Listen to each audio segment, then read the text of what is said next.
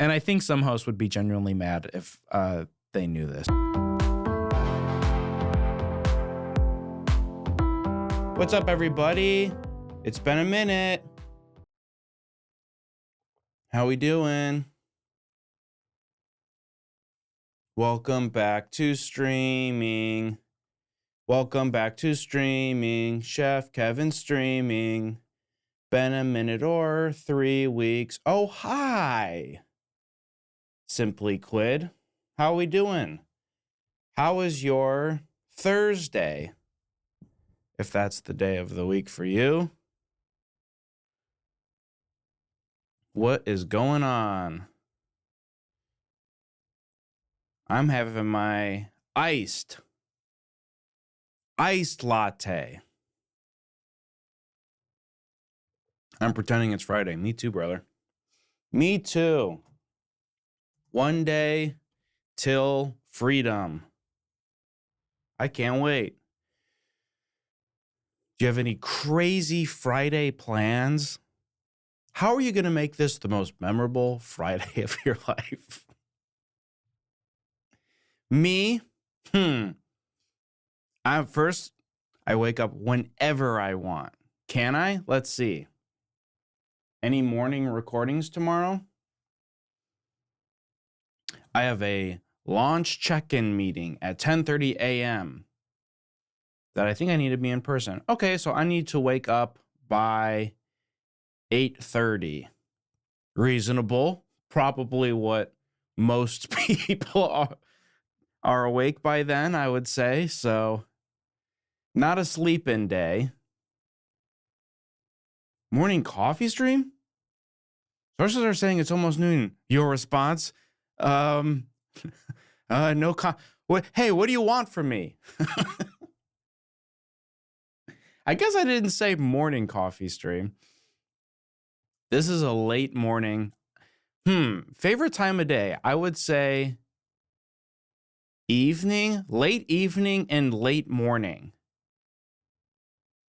I like late morning. But I am a coffee drinker until well, then I kind of cheat it, because if it's you can have espresso martinis with your friends if it's a late night.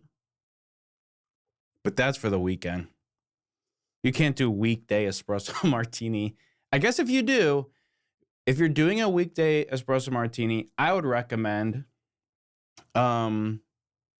doing it a 5 o'clock the latest. I respect the people that can't do coffee after like 3 o'clock. I typically have an iced coffee every morning and a Celsius every afternoon. Rufus says, hello, love seeing you on Everything Now show. Thank you, friend. I sincerely had so much fun. Those guys were a blast. We all got drinks together after, had a fun hangout. It was so much fun. And I hope to do it again. I was super impressed with their setup. They're extremely nice, obviously super funny guys. And here's kind of a crazy story is my wife, as many of you know, does professional custom embroidery. And one thing that she sells is a sweatshirt that says it's a factory. It's a pink sweatshirt. And it's a factory, and it says big day at the gossip factory. So when I'm at Everything Now show, I'm looking at all of the impressive wardrobe costume options they have for the players to throw on. And I am looking through their options, and what do I see but my wife's sweater that says big day at the gossip factory. I just put a link in the chat. What are the chances? I pulled it out and said, how do you guys have this? Oh, someone, a friend gifted it to us. I said, my wife made this. And I wore it in one of the scenes. They were like, we non-ironically wear this all the time. We love it. So of course I sent a picture to my wife and was like, look at this. This is crazy. I'm just doing a fun Twitch show, and this was one of their options. And she was like, oh my God. So that's really cool. And extremely small world. I mean, just a bunch of people I was meeting for the first time. So that was really fun. But yeah, I had a ton of fun doing it, and we had a fun chat afterward. I don't know. I just think what they're doing is like super impressive. They're doing it like, is it 4 nights a week, 5 nights a week, and the podcast and the Patreon? That shit is so exciting to me because I love seeing people just fully jump in and go just like, fuck it, we're going 100% in. And so I really liked chatting with them, and I hope I get to hang out with them some more. I should do a podcast simulator with them. Maybe get 2 of them over here. And yeah, that was a ton of fun. Any other Everything Now show stories? I haven't done improv, like proper improv like that in a long time. Over 5 years. Thanks for the memories. Thank you for subscribing. I saw your email this morning. I owe you a response. Thanks so much. I love your artwork. And yeah, we got to figure something out, my man. Thanks for the sub, buddy. So yeah, I just love that they're doing it every day. I think that's really impressive. And I think they're doing a really smart thing of, they're having a few 2 to 3 guests on every stream. And so as a producer on the production side of things, I think that's really smart. I've talked a lot on my vlogs about how, like, one thing I really want to start doing is sprinkling in guests on the Patreon, because what that does is it keeps, I think it's a win-win. It's fun for the ENS guys because they get to keep doing comedy with new people, so it never feels like old or repetitive or redundant. They get to meet a bunch of cool people, obviously. And from the like numbers side of it, hopefully all of those guests promote when they are doing the show, so it keeps bringing in more and more and more people to check out their streams. I know Action Boys have done it. A bunch of my UCB friends have done it before. And yeah, I think they're definitely doing the right thing. So go check that out. I know they posted it on YouTube. You can watch me be very stupid and very attempting to be silly.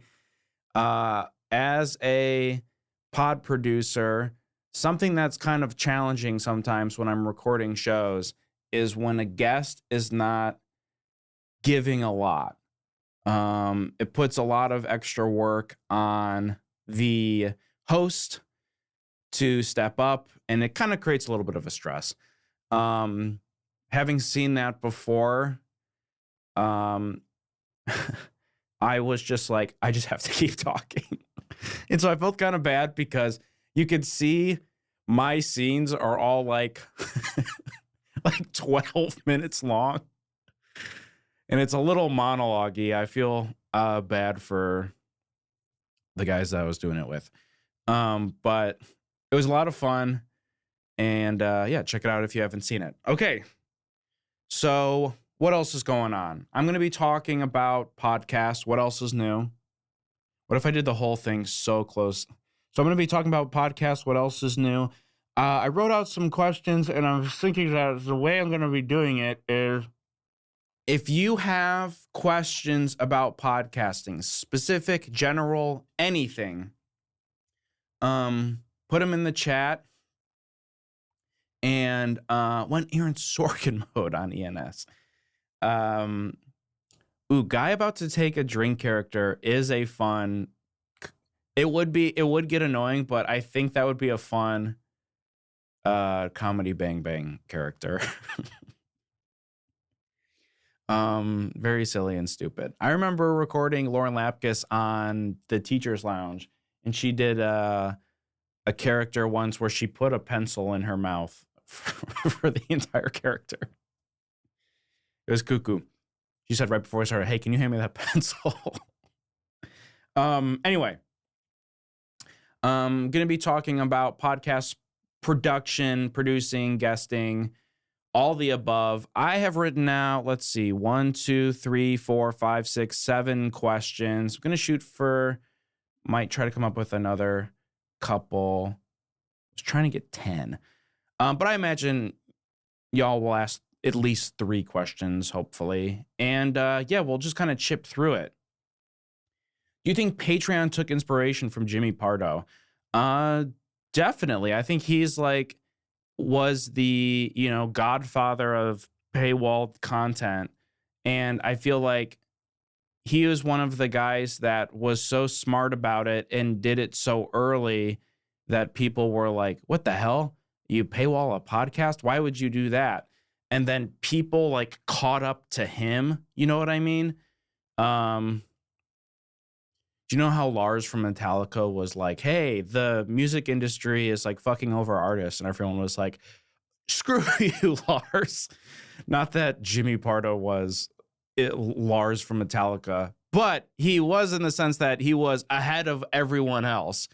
I would love to see Jimmy Pardo play drums to Metallica. I want to have him back on Hollywood Handbook. Adding him to the list. My secret list that you can't see.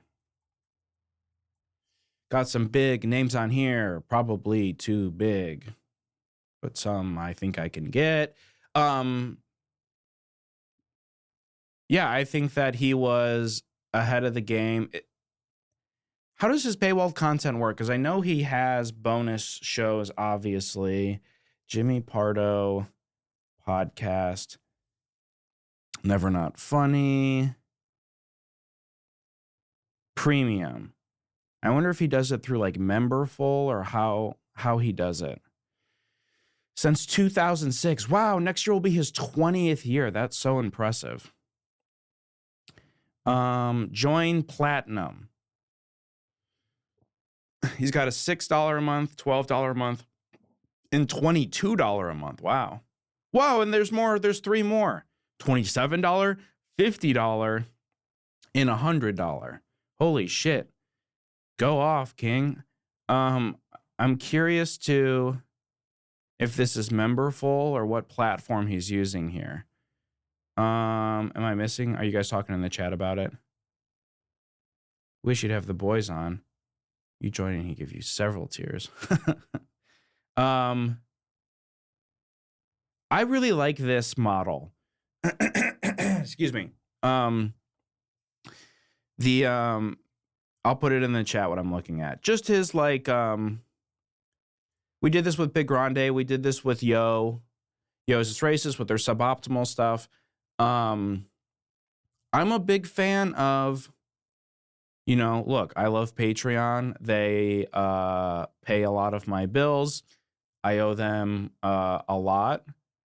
However, I don't want them to be the only premium platform. I don't think they probably do. I like the other options for people. What's so amazing about Big Grande's setup is we just do standalone seasons. And I want to have John Mackey's going to do a podcast simulator with me. I got to book that.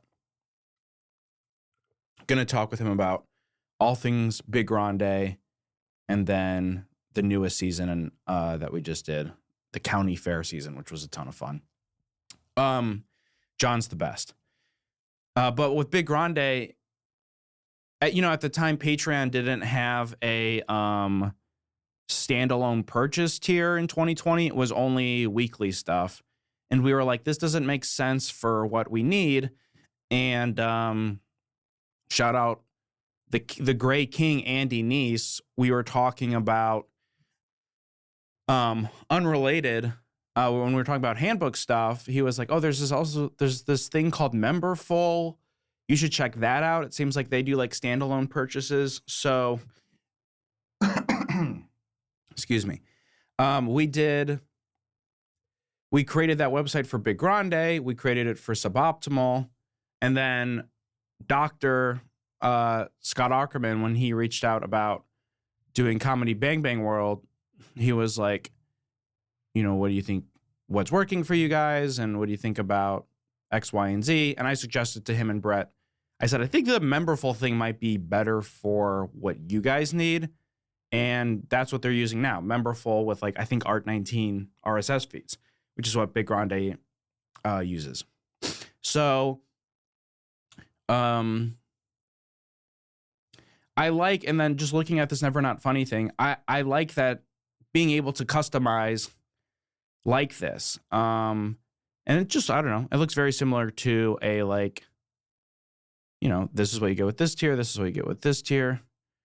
I know Patreon's trying to upgrade their landing page. Like when you look at the patreon.com/Hollywood handbook, it looks really good. They upgraded the, my suggestion to them was to have more images, make it a little more image friendly. And so they put this big banner picture of Hayes, Io, and Sean at the top. And they got the pay annually thing. And then this is what you get at each tier. Here's the most popular thing. And then they have these kind of thumbnail posts by what they call collections, which for me is just what each show is basically. And so it'll be really interesting to see the next 5 years, in 2030, if we're all still here, what will all of these websites still kind of look the same? My big takeaway was just that, I don't think not any of these, but I understand the simplicity of with these landing pages. You just want them to be, here's the bullet points of the 3 things you get with this tier. Here's the bullet points of the 3 things you get with this tier, blah, blah, blah. I don't know. If I was a graphic designer, I just feel like there's something you can do that's more visually interesting than bullet points. But I don't know what the solution is. I don't have that kind of good visual brain. But all of these are just essentially, let's see what CBB Worlds is. CBBworld.com. Monthly pass, annual pass, compare plans. I like their plan comparison thing. I mean, theirs is just, here's the shows you get with this, and here's the shows you get with that. So, their website looks really good. So, yeah, I don't know. It's just interesting to see all of these. Yes, I 100% agree, freelance communist, because a couple more bullet points doesn't look very stimulating for stepping up for a tier. I mean, I 100% agree that when you're looking at the bundle tier versus the bundle plus video tier, the only difference is it says all the same bullet points plus video. But that video is such an added value. But when you're looking at it, it's just oh, here's one more bullet point and it's the word video. That's why I was really trying to push please add more video thumbnails, have a big picture, a big banner image up top. Because for us, the video is a huge selling point. It is truly where so many people subscribe, and is very important to us. And so it's just kind of hard to sell it as here's another bullet point. This one says the word video. So I don't know. It's an interesting topic. Video is so important right now. I don't think it's necessary for all podcasts. We'll talk more about this later, but trying to sell the video is really interesting because We talk on the vlogs about like social media clips and how important like a good clip is. And I was talking with the Everything Now guys about this.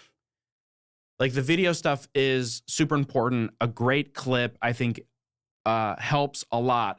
That being said, I think it helps more for the brand of your show than it does convert like, oh, this clip went viral. Now I got 100 more subs. That's not how it works. In my experience, people don't see a clip that does really well and then go like, oh, you know what? I should subscribe to their Patreon. That's a huge leap. So I think the clips just keep help getting the word out that the show still exists and they're still making episodes. Sean and Hayes and I had a really fun conversation with Adam Conover when he did the pod, really fun episode, like 6 months ago. And we were, it was before we hired Zach, and we were talking about clips and stuff. And we were like, yeah, we're still trying to figure out like what we want to do. You do clips all the time. What do you do?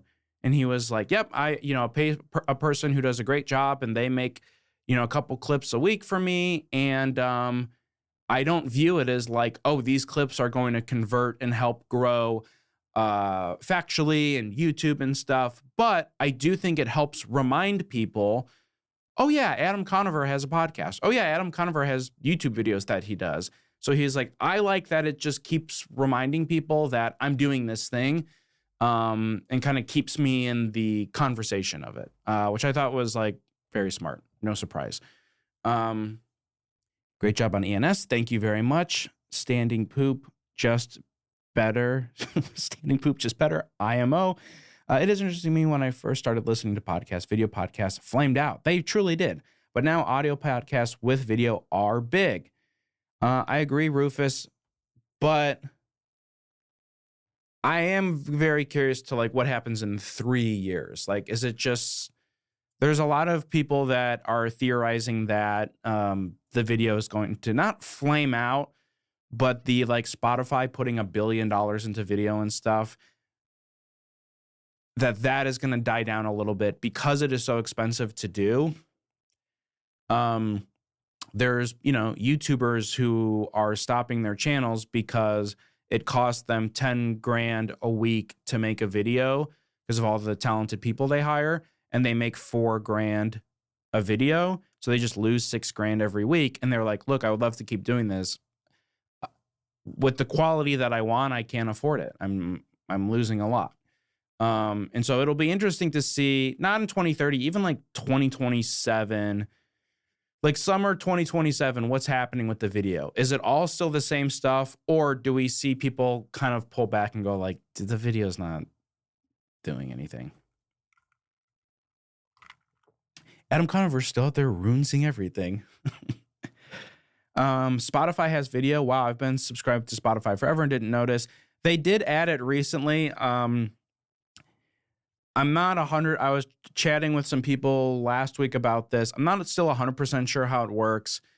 If you can upload both to YouTube and Spotify, or does it have to be one or the other? I imagine it has to like just be on Spotify, and then they give you some sort of like revenue cut for that. But then you have to be on Spotify. You're essentially paywalling your video. And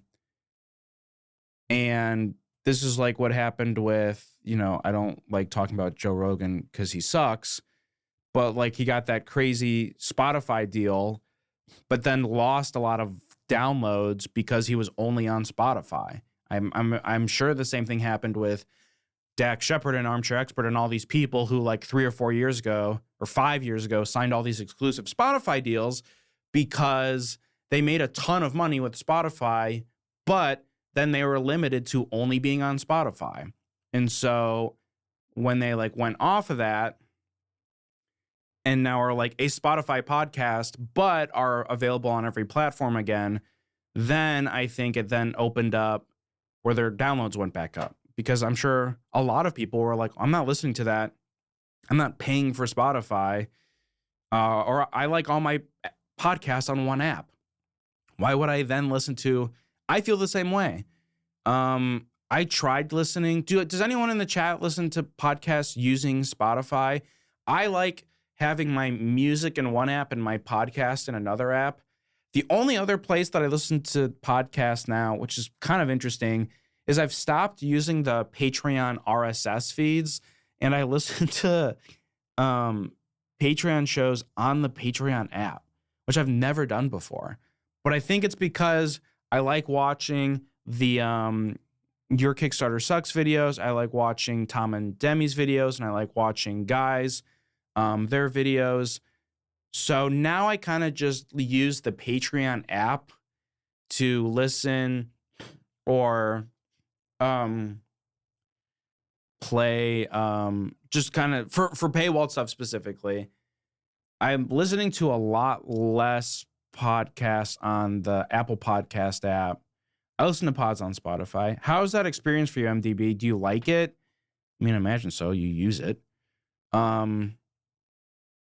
It's really funny. The only shows I listened to on the Spotify app for like a couple weeks, but now it's just permanently on my Spotify app, is Maybe Don't. And there was like this YouTube guy I really liked who really stopped doing videos. His name's Thomas Frank. He had a podcast that he stopped doing. I always remember that his name because it was opposite of Frank Thomas from the Chicago White Sox. White Sox? Okay, we need another cup of coffee. I listen to the Apple app RSS feeds and sometimes Patreon since they've gotten better. Yeah, that's what I would do. Angst is I would take the RSS feeds, and I think this is what most people do for Handbook, is I would take the RSS feeds and then just copy and paste it into my Apple, the Apple Podcast app.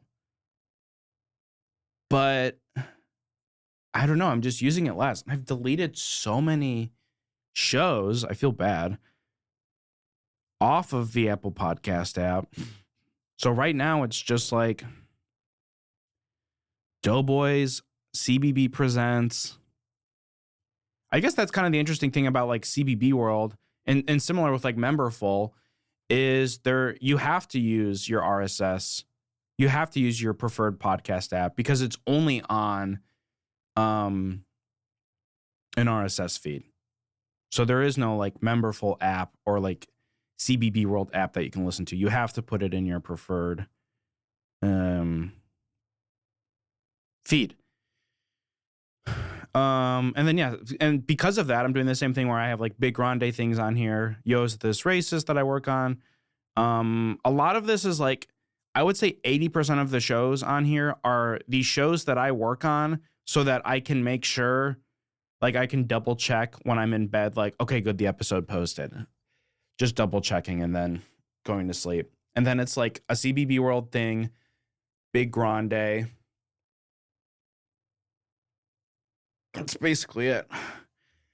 And guys, YKS I'm listening to on the Patreon app.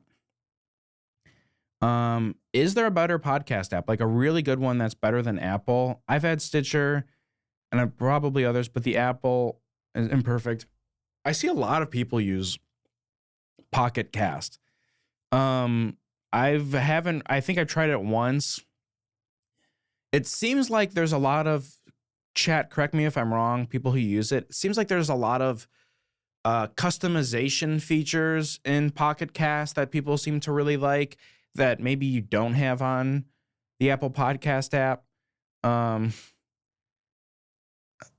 The thing that I like, I don't know. I just prefer there's really no, you're kind of like, what's the expression? I'm picking like hyper specific things about it. It's more personal preference stuff for me. I don't like using the Spotify app for podcasts just because I like having just Spotify just for music. The Apple Podcast app has just been the default since like day one for iPhones. And so I just like kind of automatically having that there. Overcast, that's another one. Stitcher was always clunky. So it becomes kind of just like a personal preference thing in my experience. So yeah, I don't know. I wonder if there's any like feature that like if a new podcast app came out, would there be a feature that people would really like that any of the other ones are not doing right now? One thing that I know Spotify does that I think is kind of smart, but I kind of like that Apple doesn't do it, is there's like a comment section so you can like comment, you can ask questions about the episode and people can answer. So you can kind of have like a mini chat within each episode, but I imagine some people like that it doesn't have that. Maybe people are spoiling things in the episode. But I don't know. I think that's pretty smart, trying to get the engagement up through that, probably. I think another interesting thing is YouTube.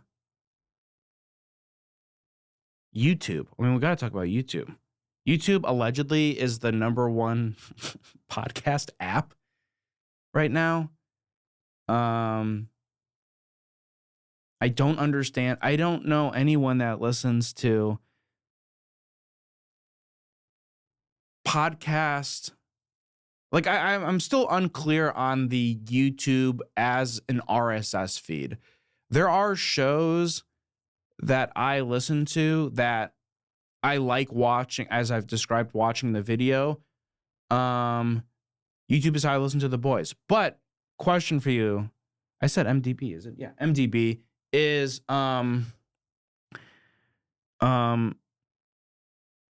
are you doing it through like the Patreon post that I make and then clicking YouTube version and then watching that YouTube version?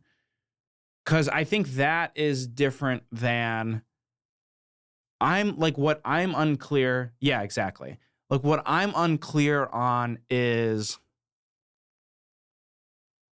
how, I guess I know the answer. I think part of why YouTube is so successful with podcasting right now is it has an actual algorithm, whereas the Apple Podcast app and Spotify, most of these don't really have like you finish an episode and then it's like, you might also like, they do kind of have that, but it is like objectively hard to find. It's like on the bottom and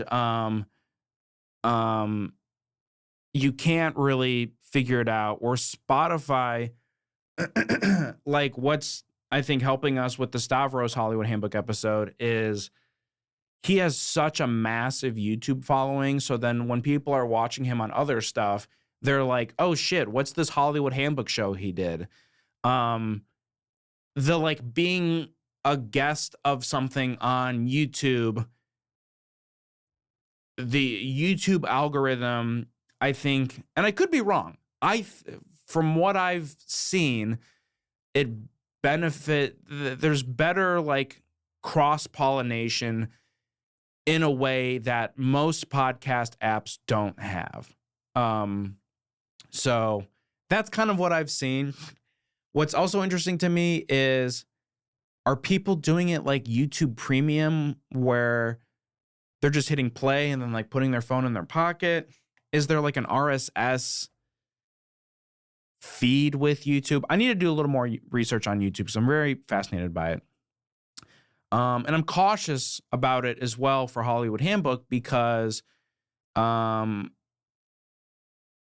specifically like unpaywalled stuff, because our video tier is so successful. I'm cautious about like releasing a bunch of more free videos that it's going to rock the boat with the video tier, that people would be like, oh, I don't need to pay for the video tier anymore. There's like a bunch of free shit, so I can just watch it for free now. So I think there's like a happy medium somewhere in there where there's a middle ground of unpaywalling one of our 20 videos a month or something like that could help. But the whole thing is a little itchy to me. That being said, all the new shows I'm working on this year, video is essentially mandatory. All right, let me catch up with the comments. I only use YouTube for Doughboys. I think it's good to get way discovered. I totally agree. If you don't upload your podcast on there, someone else might and not link to your show on Patreon. Totally agree with that. YouTube Premium for sure. I really like YouTube Premium. YouTube is the only real exploring app where I'm going to YouTube, not necessarily for a premeditated thing I'm about to watch. That's a great way to put it. Totally agree. YouTube is super fascinating. Was not really a thing that I think most podcasters were thinking about 5 years ago. And now it is like, I don't know, it's bigger than most podcast apps somehow. Okay. What else? Let me look at my questions. I'm just going to answer. I wrote out some questions. First question. I want to work in podcasting. What should I do? That's you. You're the question asker. Good question. I would say it depends on what you want to do. Do you want to be the host of a show? Do you want to be the producer of a show? I don't remember asking that, but I believe it. What up, ABT? So I would say it depends on what you want to do. If you're interested in working in podcasting, do you want to be the host? Do you want to produce? Do you want to record? Do you want to edit? Do you want to do a little bit of everything? And actually, I think that would be my first, tip that I would give. Did anyone see that interview Tim Baltz did?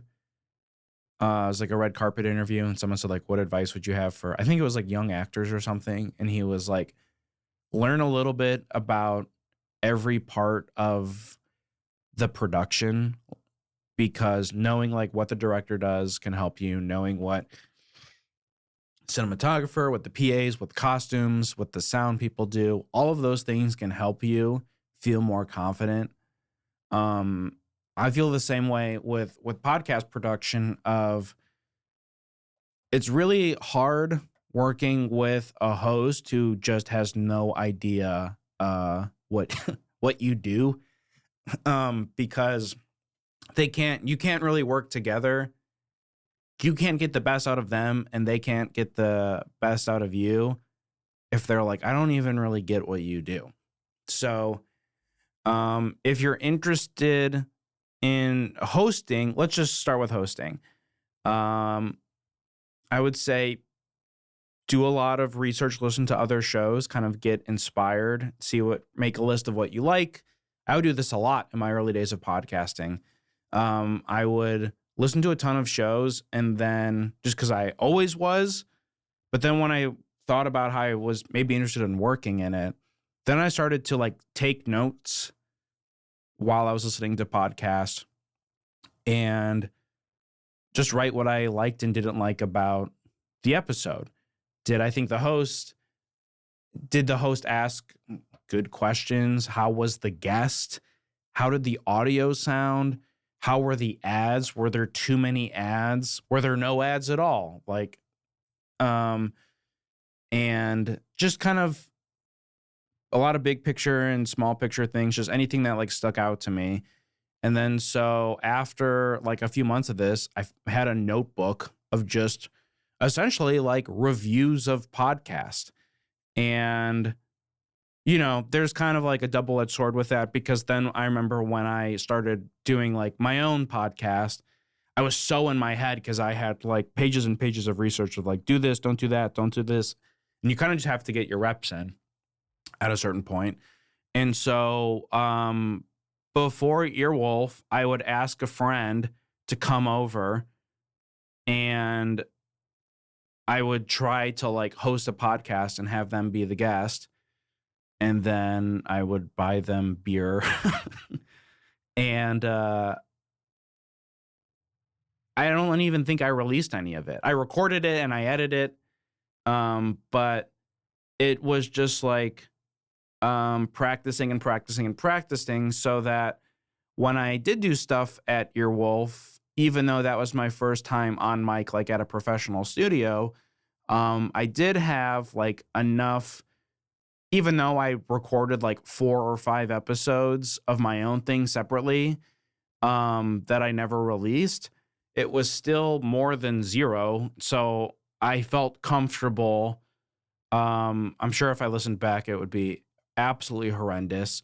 But those like 5 episodes, I think, made me feel a lot more confident going into the most intimidating recording, which is being interviewed by Matt Besser while 3 improvisers improvise around how your interview is going for an episode.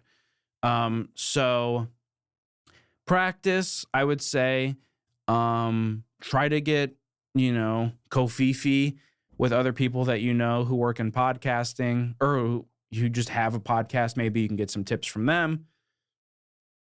And something that I really like about streaming is I feel like my game steps up a little bit when I have other streamers on. Like a great example of this is when I did the episode with Libby Watson a month ago.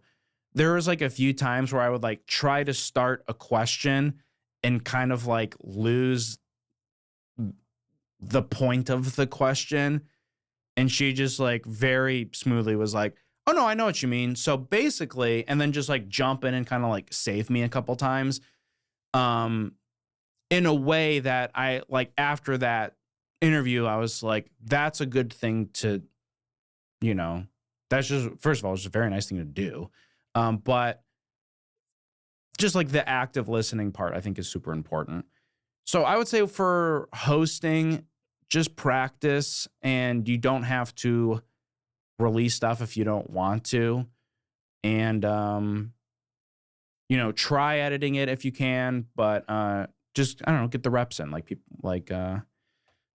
people are saying. So I would say for, hosting, also like picking topics that you're interested in covering. If you want to get really granular, I kind of hate when people say stuff like this, but it is a question that like when we would take meetings at Earwolf was like, what's the 5-year plan with the show? And it's fine if there's not one, but is this a show you see being a limited series? Is it 10 episodes? Is it weekly? Is it like a recurring show forever with no end date in mind? And if so, where do you see the show in a year, in 2 years, in 5 years? And that was just kind of a interesting question to watch my boss ask potential host. And again, it was fine if they were like, I don't know where the show is in 2 or 3 years. I don't even know where the show is tomorrow. But just kind of knowing the like, is it seasonal or is it weekly forever? Questions like that, I think, were helpful. And if it was like, I really like this show, but I fear it's going to get too hard. I'm going to run out of steam. I'm super busy. Like another suggestion was like maybe release episodes every other week. And even though like weekly is often like a preferred release date for like advertisers, especially, if you don't think you have the ability to do that, release them when you can, because releasing something is better than nothing.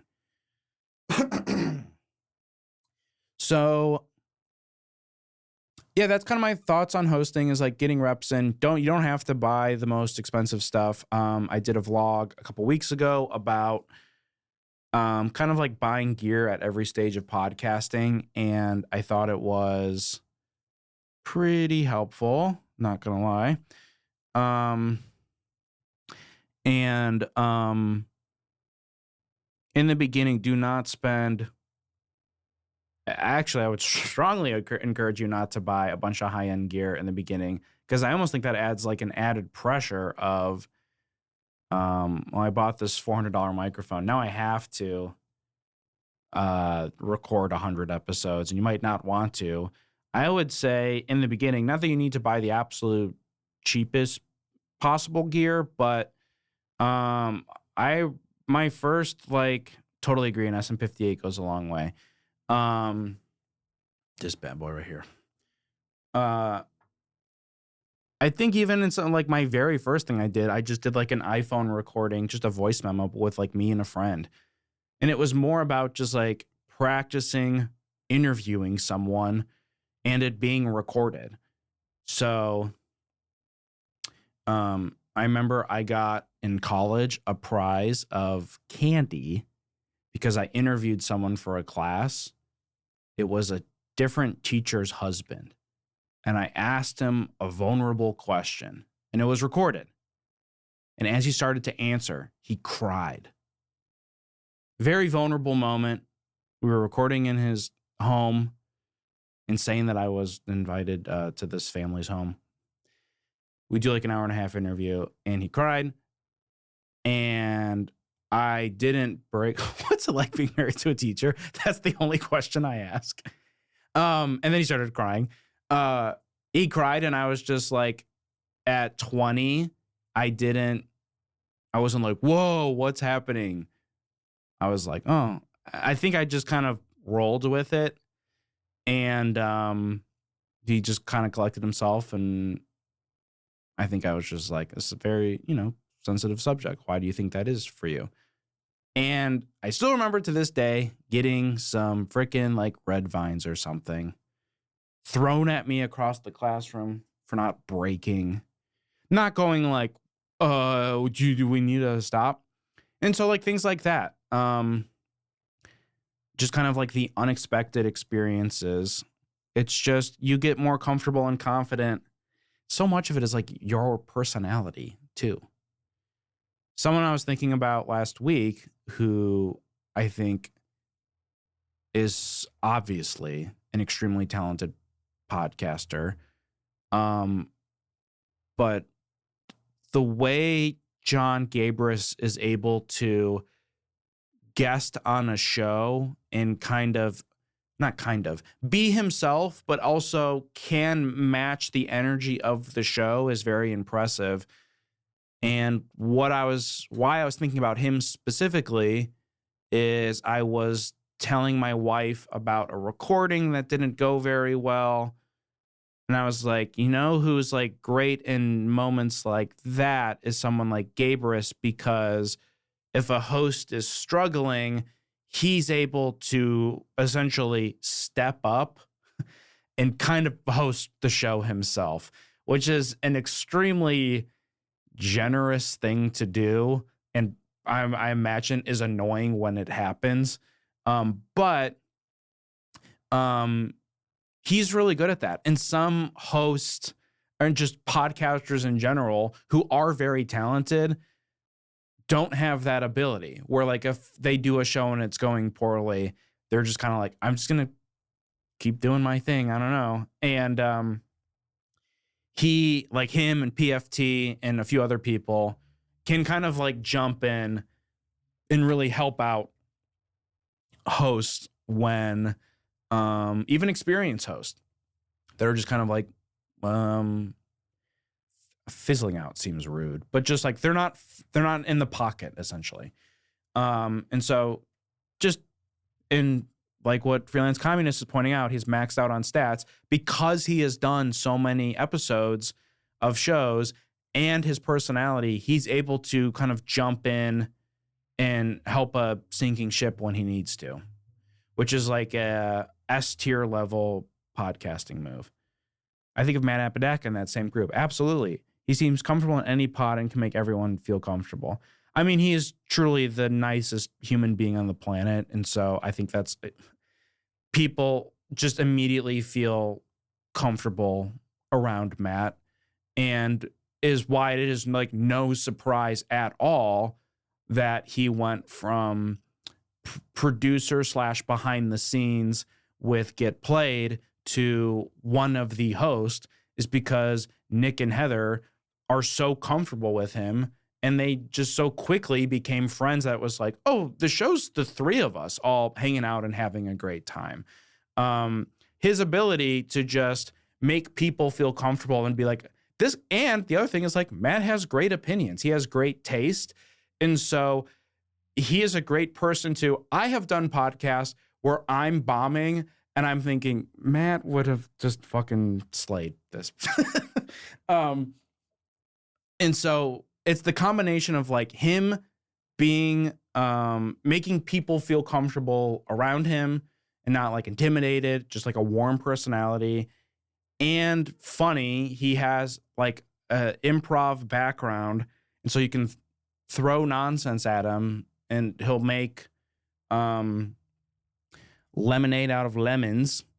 So I think a big part of that is just like personality. I think it's why a lot of people keep coming back to shows year after year after year, is they like the people and they just like listening to the people. I stop listening to shows sometimes because I'm like, I just don't like this person. Not to be a dick, but it's just like, I don't like your energy anymore. And I think people definitely do that with shows that they listen to. So anyway, that's kind of like hosting in a nutshell. And, you know, this is very much looked at through the comedy podcast lens. This doesn't, you know, other genres, it's like your personality, like your friendly personality. I don't want to say it doesn't matter on like a crime show. It matters in the sense that hopefully you're being respectful and putting in hours and hours and hours, months of work. But they're kind of more listening for the story. Same with like maybe a sports show or a news show. That one's a little more like content dependent. I'm kind of talking through about my experience working in like comedy, primarily comedy chat shows. So that your personality, I think, is a big part of it. And I don't know, a thing that I've been thinking about the last couple weeks is I recorded on another podcast, Mel Robbins, who's a massive podcaster. She dethroned Joe Rogan, which was really cool. There's this book called The Let Them Theory. And the thing that I really liked about her was like, she was so fucking good at asking questions. Even just like simple ones that would be a little, I think, intimidating. Like the host was like, I really like your book. And then she was just like, what did you like about it? What did you learn from it? Just kind of like putting the host on the spot a little bit. And I was like, oh, this is a really good conversation. And so I think a good conversationalist is, in my field, 75% of it. Okay, that's hosting. Producing. You want to work behind the scenes in the production of shows. I think you just need to ask people if you could work on their shows. And the less experience you have, if you have no experience, I hope that you can get some paid work in the beginning. Everyone should be getting paid work in the beginning. I think it's a harder sell to like email someone like, hey, I've never worked on a podcast before. Can I produce your show? Hopefully let me retake that entirely. Everyone should be getting paid for the work they're doing. It is, I think, challenging with little experience to try to get paid well to work in the podcast production.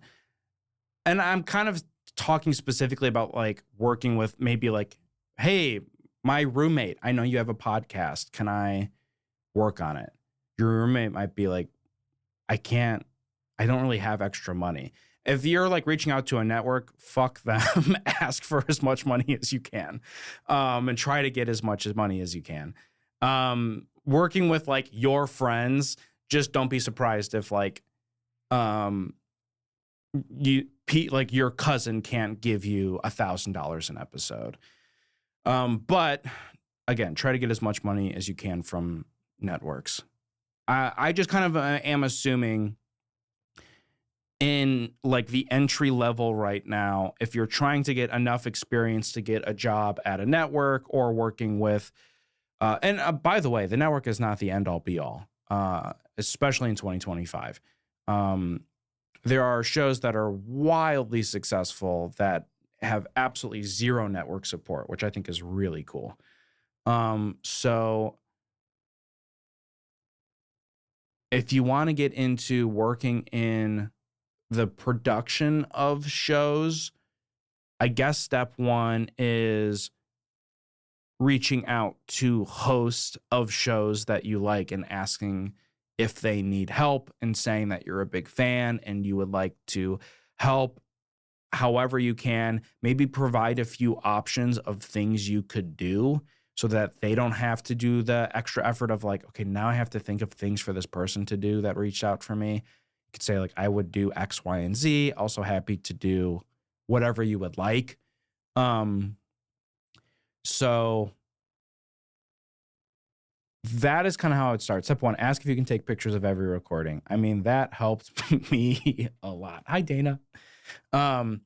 So yeah, for the early podcast production stuff, I would say trying first through like anyone you know, maybe any social media post, like an Instagram story of like, hey, I'm interested in working in podcast, or like a LinkedIn thing that you're interested in working in podcasting. And if you know anyone who needs help, reaching out to them first, then just again, like I was talking about with the hosting, trying to get reps in, seeing how much you can help. And I mean, a great example of this was like Caitlin Tanwakio, who did all of the post for the first like 150 episodes for We're Here to Help, and currently doing clips for Broad Ideas and a few other shows. Just cold emailed us like week 2 and was like, love the show. I'm really good at this stuff. Can I work with you guys? And we were like, yeah, absolutely. Your clips that you sent look really great. And then she helped grow the show from 0 followers to 200,000.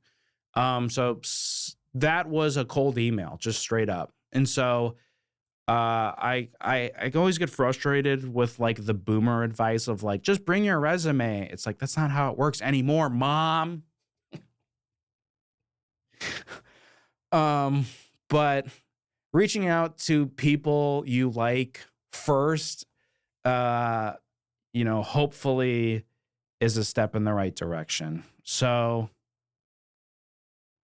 I would say definitely, just trying to get your foot essentially in any door, helps a lot. And just establishing those relationships and those connections with people, then hopefully you can work your way up. When I was like interning at Earwolf, I was bothering Dana and July Diaz and Brett Morris constantly about like, let me know if any other opportunities arise, emailing them like every few weeks. And then eventually they were like, hey, Dana is moving up a position, so now this position is opening up. Would you be interested in interviewing? And I was like, yes, absolutely. And then I showed up and then interviewed and then was like production coordinator and then producer. And so it just, it took a while, as it does. And I imagine it's just harder and harder right now as the market is so overly saturated. But I don't know. I would almost encourage you. It's really personal preference. If you don't live in a place that has like 10, if you don't live in like LA or New York or Chicago that has like 20 podcast studios just in your neighborhood, one of the upsides of the, last few years of the Zoom recordings and pandemic recordings is I work with so many people now all over the country. And I love that. My extremely talented associate producer, AJ McKeon, does not live in California. And he's just been my go-to like 5 days a week. Try not to bother him on the weekends. And it's all remote. We just text. We got a great system working. And we've been working together for like almost 2 years, which is super cool. So you can cold email people and DM on social media trying to see if people need help, because you never know who does. And I think if you're professional and polite and you're not being psychotic by following up every 4 hours, and just give them a little bit of space. It's definitely talking through experience of me following up too much with people. My first job in LA was an intern at this writer's place, and I was promised this internship, and then never heard from the person again. Essentially moved to LA hoping that this was going to work out, and I eventually got it. And the first thing they had me do was like organize the company emails by name. And because I was an intern there, I typed in my name because I had to. And then I saw an email from the CEO being like, can someone fucking respond to this guy? He follows up so much. It's so annoying. I was like, uh-oh.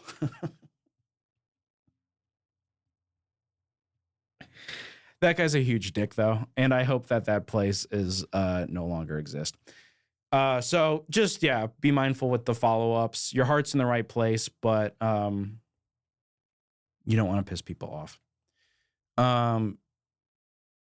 So what else? Yeah, the podcast producing thing, I would say so much of it is just like outreach and expressing if you like the show, how big of a fan you are, and that you can help by doing X, Y, and Z. That's one angle. If you want to reach out to like independently shows that you like that maybe aren't on a network. And then if you are interested in working with a network, if you maybe live, and actually so many networks now have employees that are 100% remote. So you can reach out to, you can apply to like 10 different networks, probably more, just for like whatever the lowest production position is. And if they have internships, specifically like paid internships, amazing. And just apply for those and see what happens. And honestly, if you're able to go through the interview process and it doesn't work out, I still think that's a good experience because you get to see what these places are looking for. And then that can kind of help out with any like other future interviews that you have.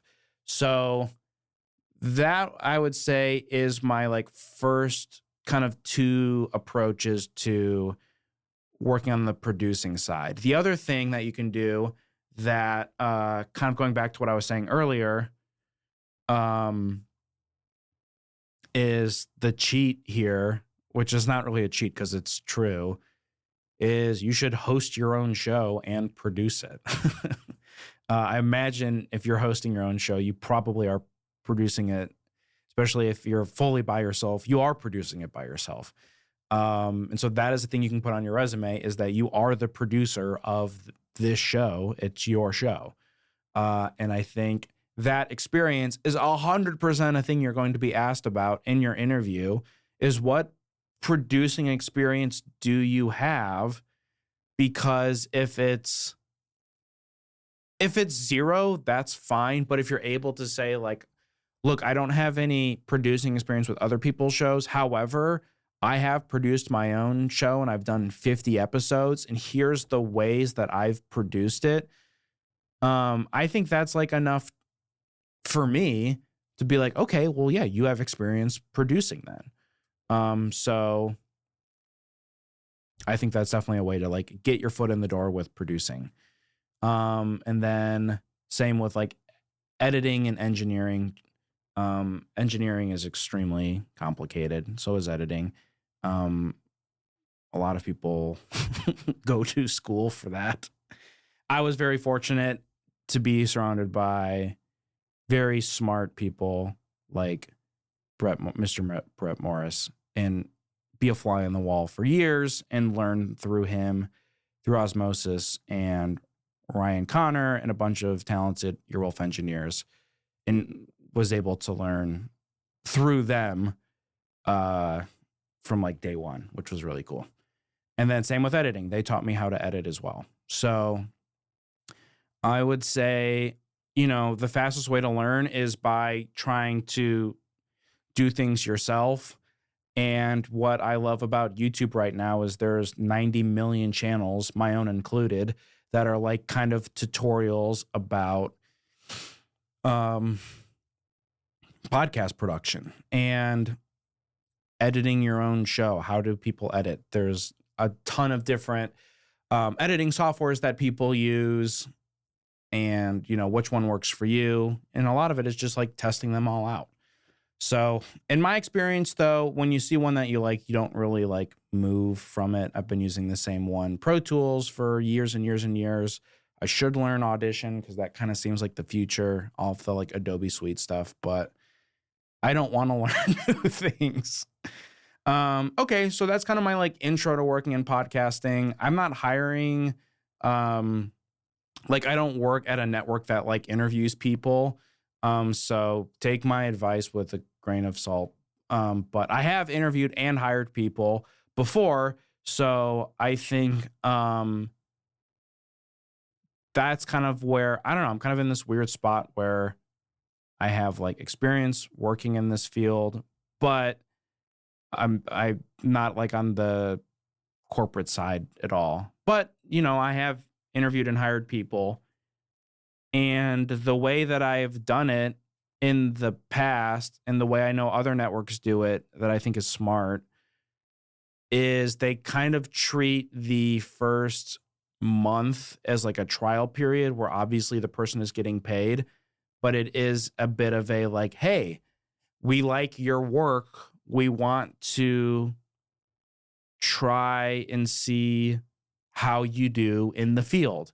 So here is the next 3 episodes, and let's see how you do.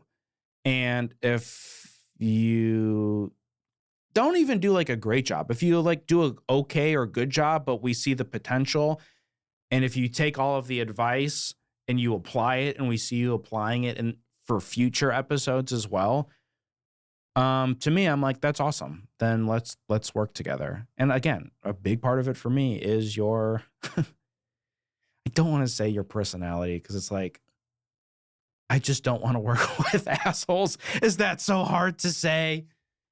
That I want to work with sweeties, with nice people? I don't know. I take a lot of pride in saying all the people I work with are super nice. So it makes my life easier. And I want to add the caveat of like, I work with nice people who still can give me like good notes. It's not that like nice equals no notes. I'm kind of guilty of that sometimes, of being like a little non-confrontational because I struggle with that. But I don't know. I like working with people right now that are generous and kind, but also will tell me, I don't know why you're doing this. Or like, can we do X? Could we try this and that versus this and that? And that makes everyone's life easier because we're all trying to, grow the same thing together. So, okay, that's kind of my like intro to podcasting, trying to get a job today. That's what I would do. What's the hardest part of my job? There's probably like small answers and big answers. The number one thing I tell people is booking guests. Because it is just, a lot of it is just managing multiple schedules. It's kind of a part of the job that I didn't know was going to be essentially like being multiple people's assistant. And it just kind of like adds a stress that I didn't really know how challenging that was going to be. And I think part of it that I like took for granted was I just assumed like, well, I emailed these 10 people and all 10 of them will respond tomorrow. It's like, the reality is I emailed 10 people. 8 of them won't respond. unless I follow up, then some of them will respond. And then the other two that do respond, one of them says no or unavailable more realistically, and then maybe one says yes.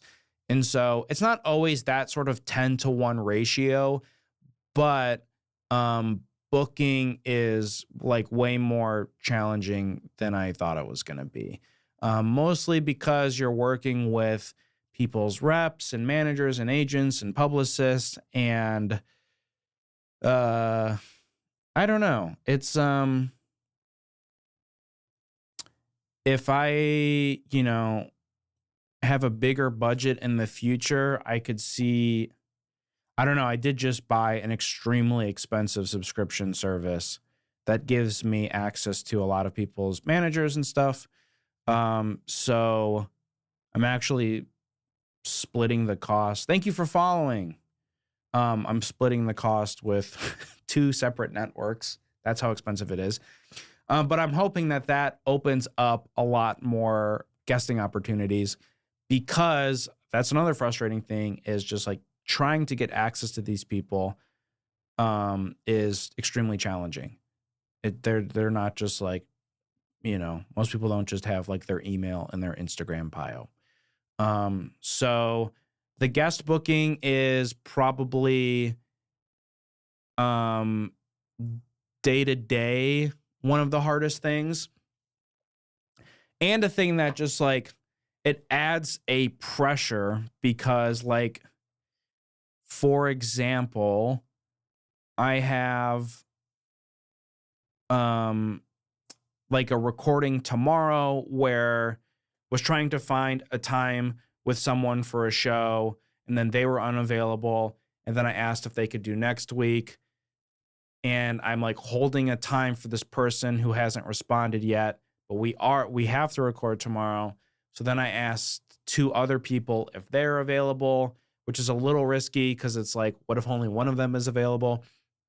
They both are available, which is great. So now that's confirmed. I still have to send them the details, which I haven't sent yet, but they're confirmed for tomorrow. But I'm still trying to lock in this like 9 a.m. recording. And I also work on 7 other shows.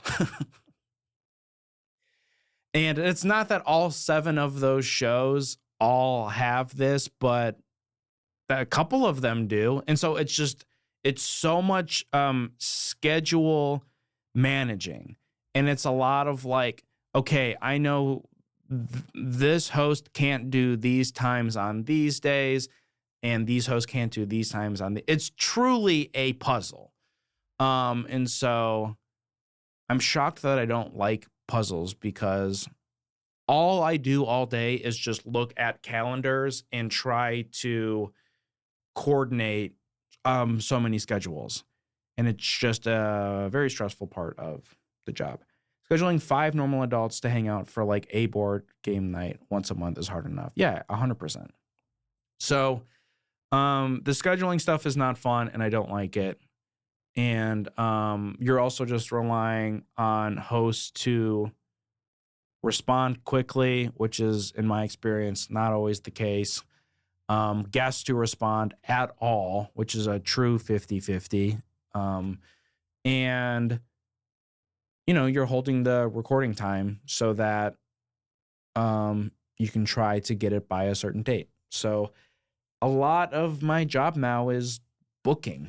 And it's a weird part of the job, because I didn't think it was going to be so much of the job. A bigger picture thing, 2 big picture things, I would say. Trying to grow shows is very hard. Especially shows that have existed for a while. They've definitely like established an audience, which is cool. But trying to make a show go from like, 20,000 downloads a week to 25 or 45 to 55 is tricky. And so like something that I've been toying with a lot more is the marketing side. I talk a lot about this in a vlog that I think is coming out tomorrow. But kind of my new approach to like launching shows is focusing much more on the promoting of the show than anything else. And so 2 new shows that I'm launching have several episodes recorded and edited, or just really recorded, frankly. And now that I have that done, I'm now focusing my energy on trying to get them on as many shows as possible. And so that's what a lot, again, and then it gets back to guesting and scheduling and booking. And so that's, it just it keeps going back to that. But I'm really curious to, and I'm definitely going to go into this in detail in a couple weeks on my vlog. Does that pay off? And does that benefit these shows? And so we'll see how that does. And so, yeah, if you have a podcast, maybe it's like a smaller tier, medium tier, and you're trying to grow it. One thing I would say is helpful is trying to guest on other shows, especially shows that are bigger than yours, because I mean, I think it's smart for a few reasons. One, it gets you experience doing other shows to see like, what do you like and dislike about the other show that you're guesting on, and like what can you learn from it? And then also, it just helps send people to your show, period. So I'm very curious to essentially, does focusing a ton of effort into marketing in 2025, does this really pay off, or does it just make the launch go fine? Because I certainly relied on it less in between 2018 to 2023.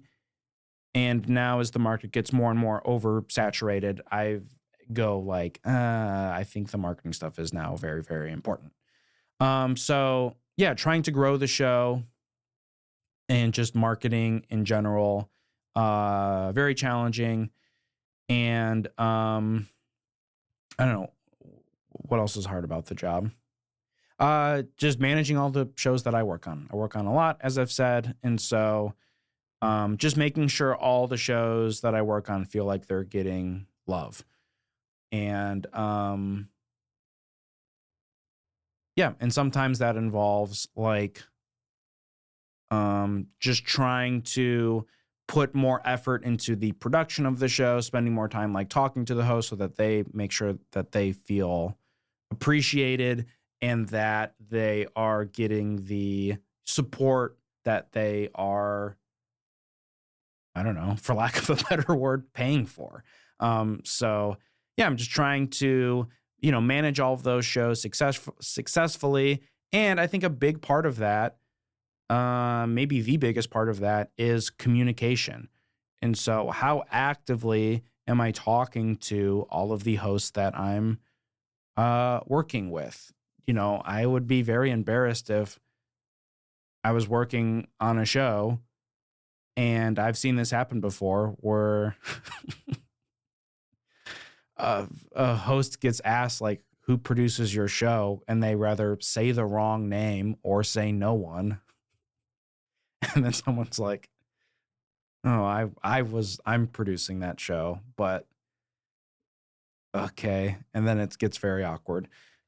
So just putting your host in a position where they're like, that's my guy, that's my person, that's who's, going above and beyond to make my show as great as it possibly can be. So that's your job. What's something that's interesting about your job that you think most people wouldn't know about? Now, here's where I'm going to say I did a bad job preparing for this. I wrote a lot of really good questions, but I didn't think of answers. I think I thought of questions that I would like to ask in a Q&A, but I didn't really think about how the Q&A is with me. I don't know if people have questions. Maybe I'll try to think of something while I answer a couple questions. Something that's like interesting about the job. I mean, something that I do that is risky that I think other people do with like managing schedules. I don't really like this. So this is less interesting and more just like I'm kind of playing Russian roulette. And I think some hosts would be genuinely mad if they knew this. But hey, we got 15 people watching.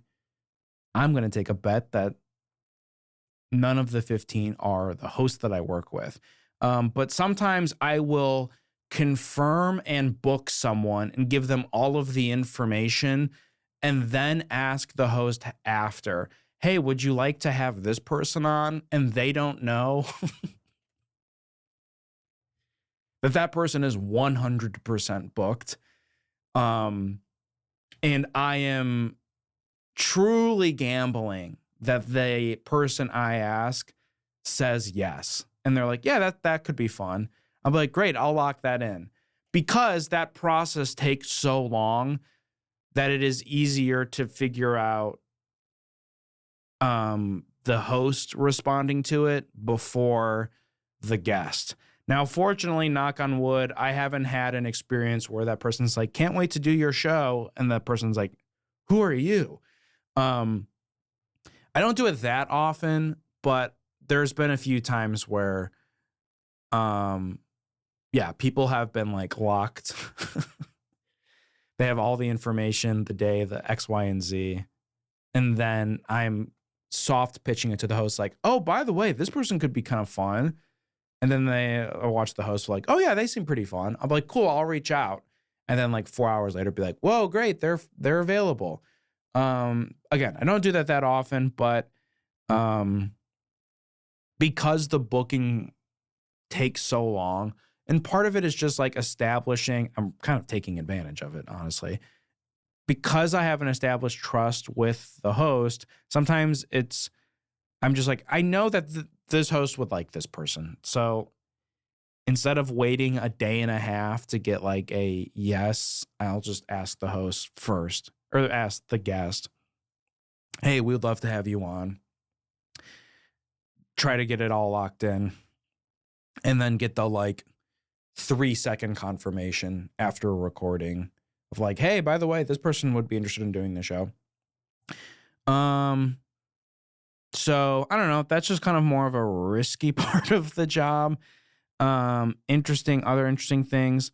I don't know. A thing that I like right now, one of my favorite things as a freelancer is just the relationships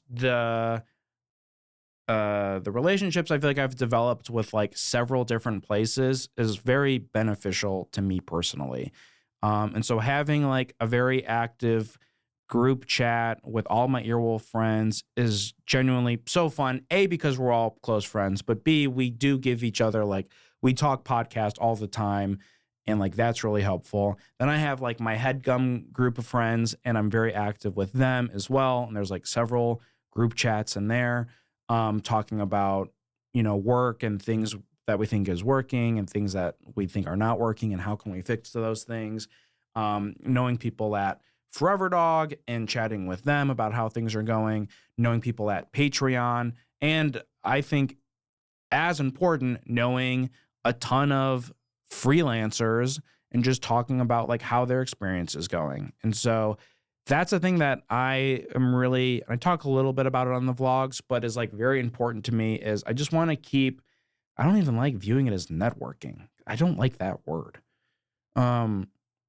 But I just want to keep meeting people in podcasting and learning about how they make podcasts. It's definitely why I'm doing Podcast Simulator is I just want like an excuse to learn because there's not one way to make a podcast.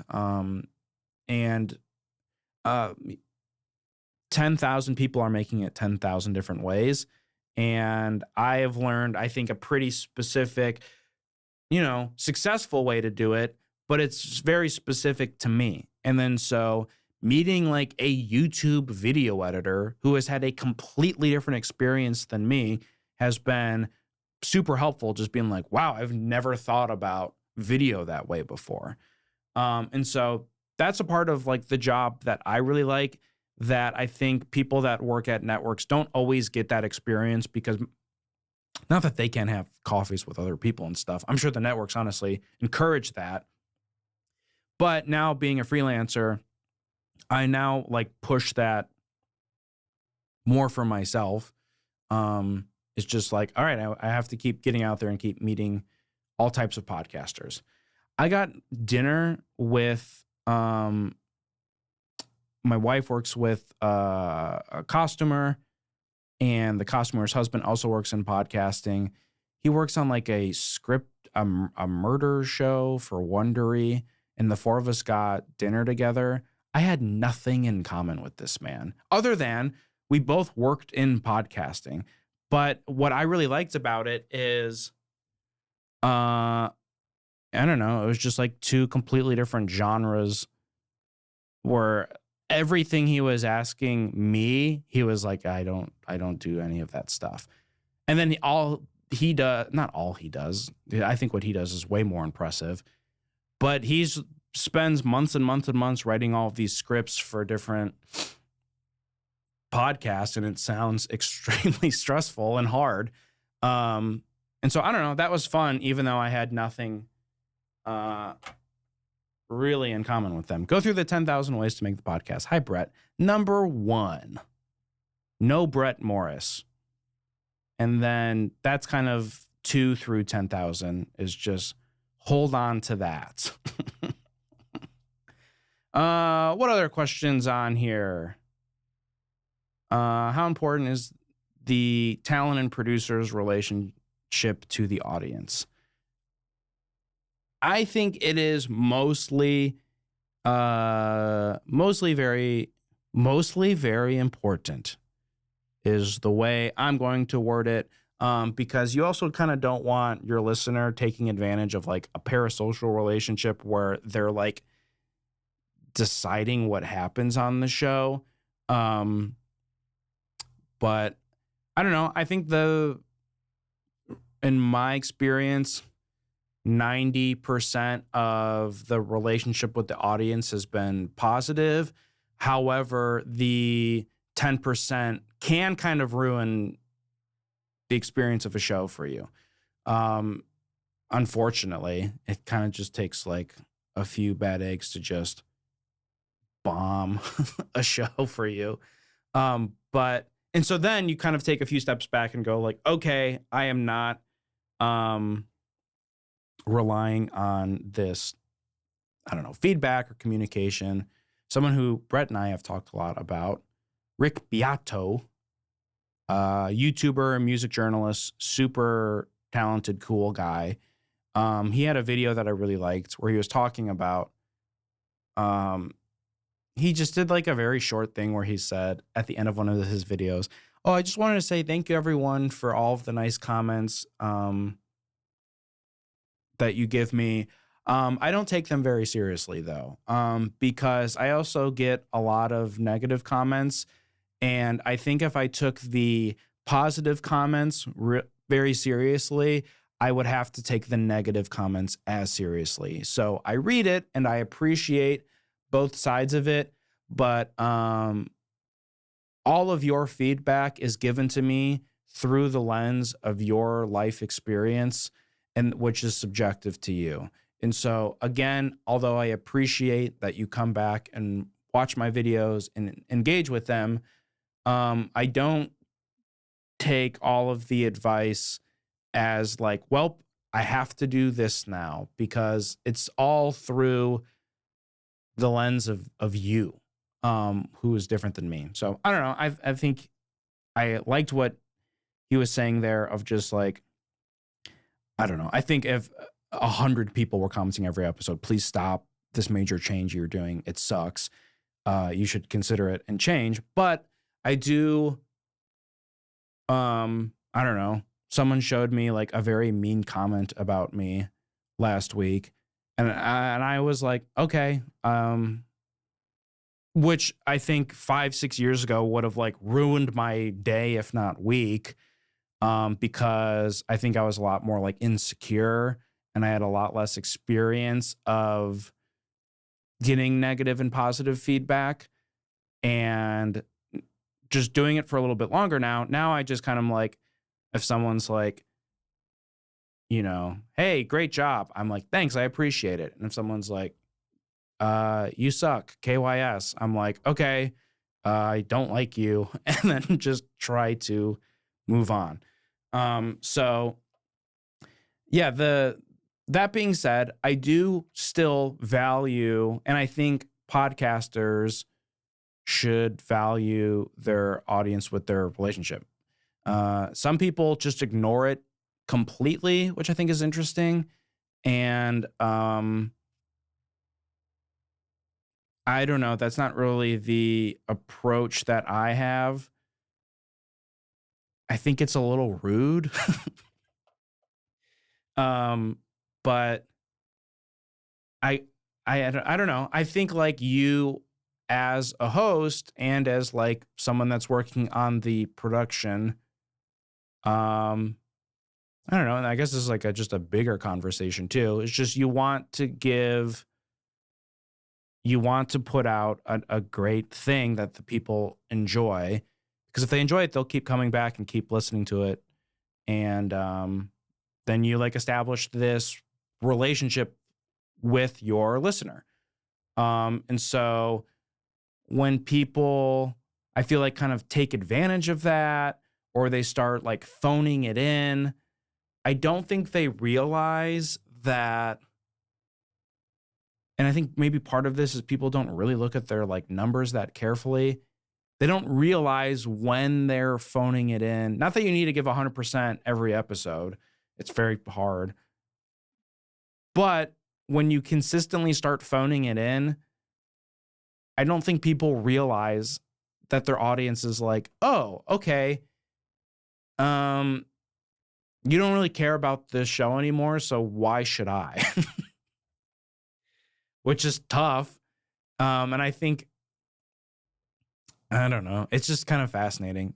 I think it's interesting that Patreon kind of hides the exit surveys. And most people just say like financial situation changed. They are objectively hard to, it's like several clicks to find the exit survey. And I don't know,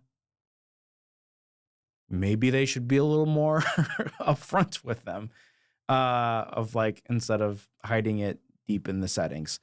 So I don't know. I'm just kind of thinking out loud here. So I have mixed feelings, as you can tell. I think the relationship with the audience is important.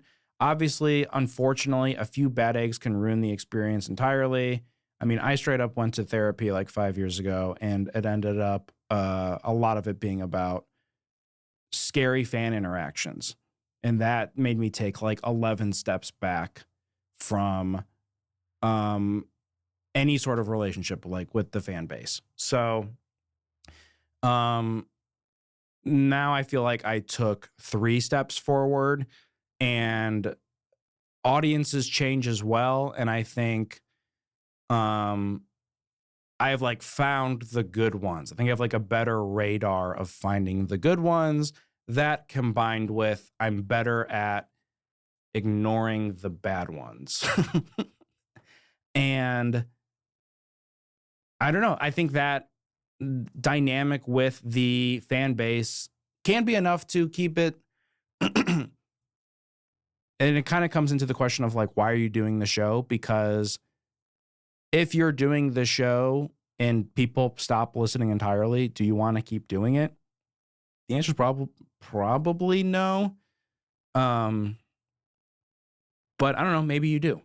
So I just know from personal experience, it's hard to keep doing a show when the listenership goes down and down and down over time.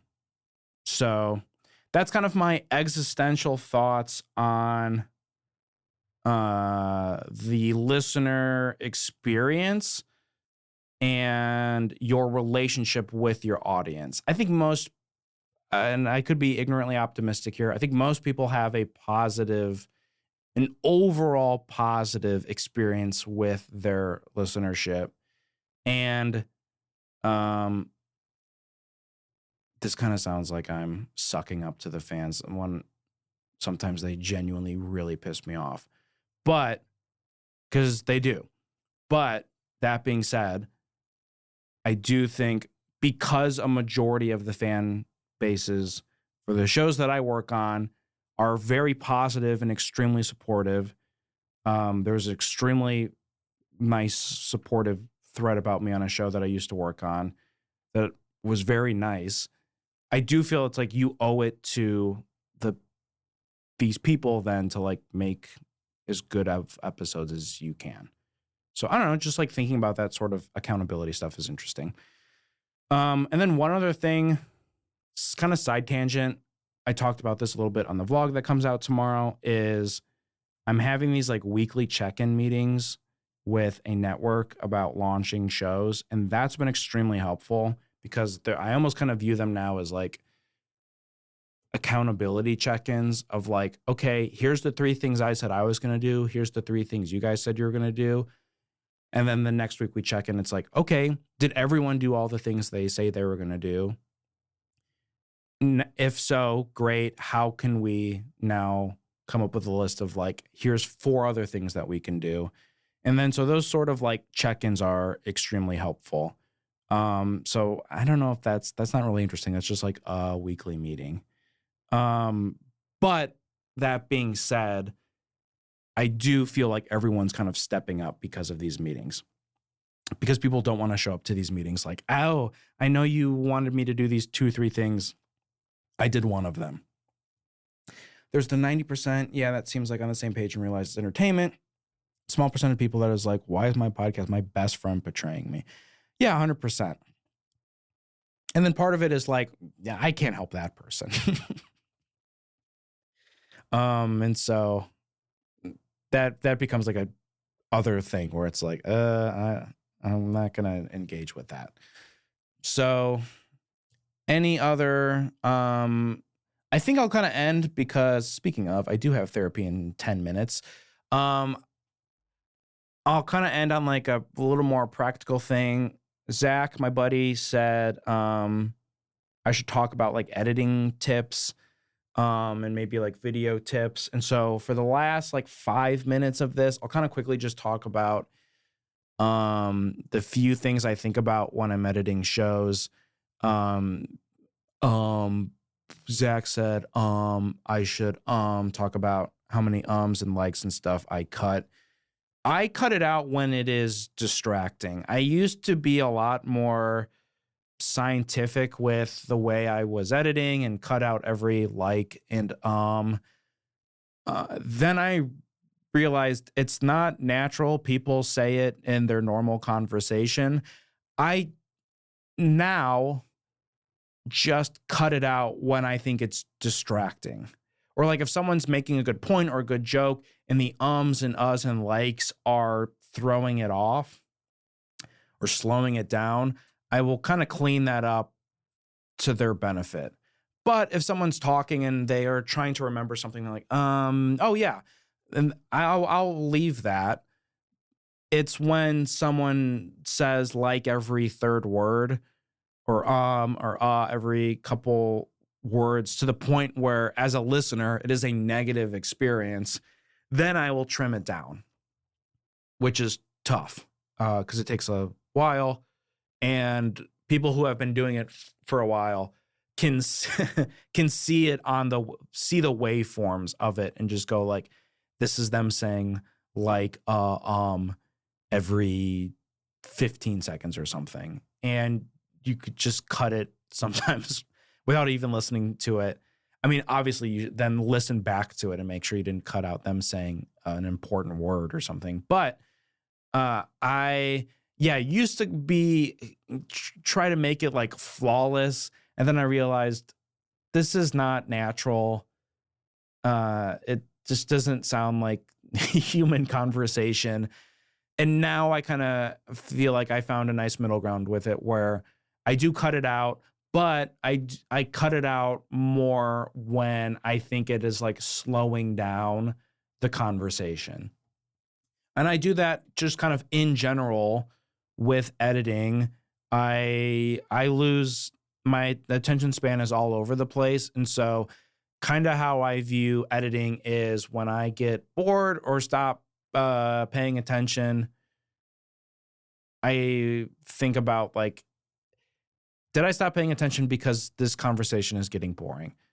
And then that's when I will maybe start making some bigger chops of like, okay, this whole story didn't really go anywhere. I think we can lose this.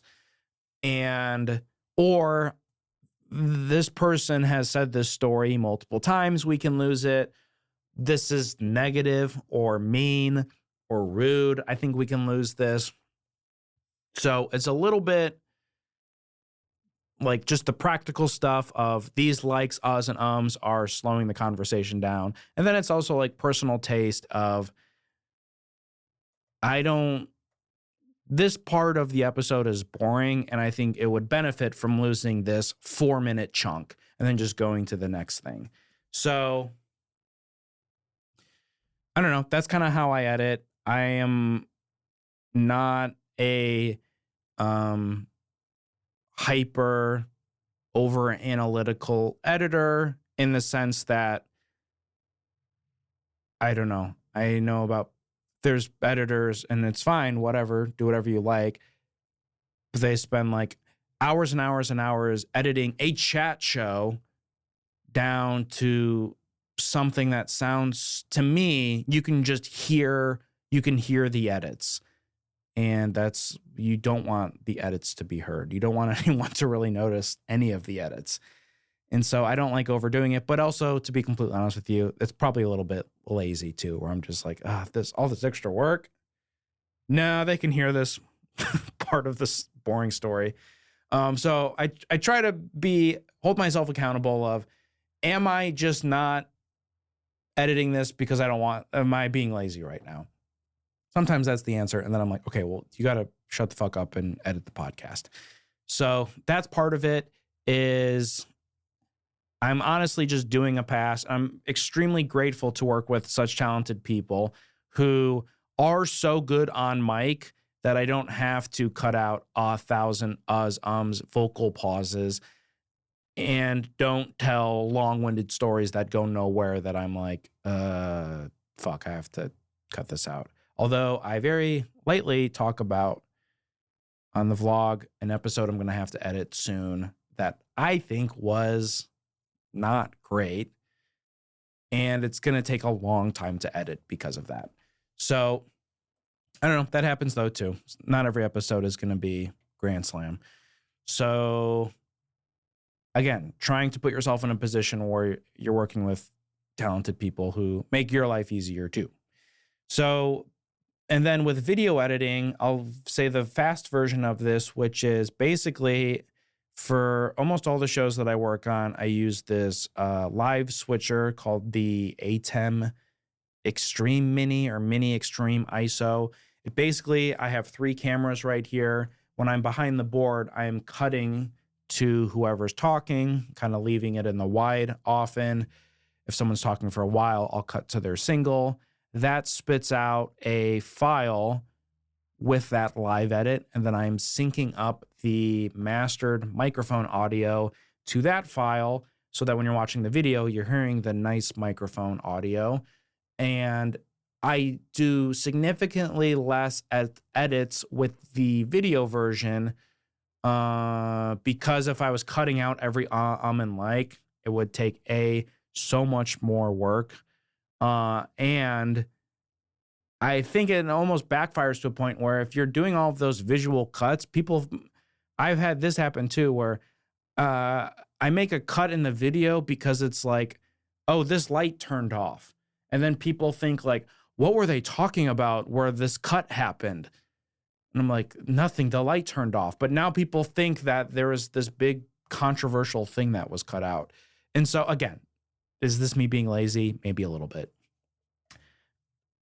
My point is, video editing, I think, is harder because people notice it more.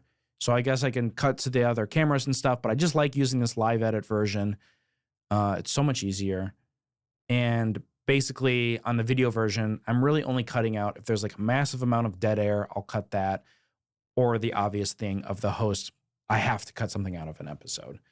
Other than that, video version is mostly just the live edit with the mic audio synced up. So that is kind of everything on the practical side for the post-production of me editing audio and video. I got 3 minutes left. Does anyone have any questions before I get out of here? And I will raid my new friends from the Everything Now show. /raid Everything Now. Is it Everything Now show or now? Show.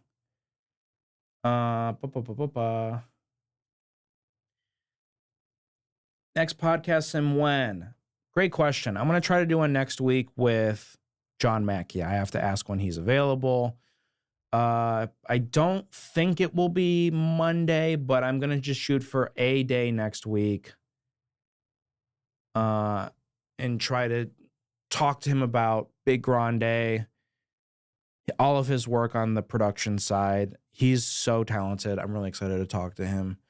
And then we're going to plug County Fair, which is the new limited series that Big Grande did. That was a ton of fun. Hopefully sometime next week. Cool. Thanks everybody for watching. I really appreciate it. I'm going to raid my friends ENS. So tell them I say hi. Let's see if this worked. A raid has been created. Tell those fools I say what's up. And I will see everyone soon.